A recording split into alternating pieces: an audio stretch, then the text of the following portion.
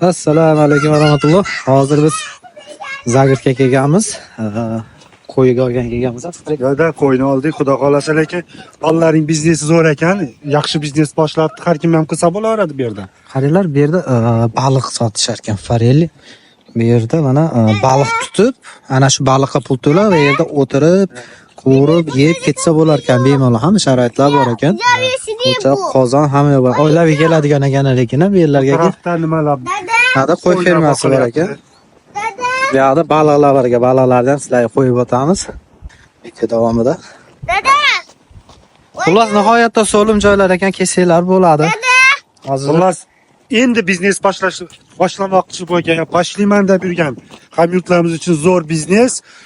Bering Vladis, ya'ni egasi aytyapti, bemalol kim kelib so'rasa o'rgataman hammasini, nima qilish kerak, qanday qilib yer olish kerak. Mana shu 50 sotik ekan, arendaga olgan.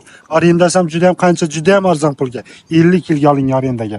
Fareli nomerlari ko'rsatiladi. Shularga telefon bo'ladi. Pulni hammasini tushuntirib beradi o'zbek akamiz.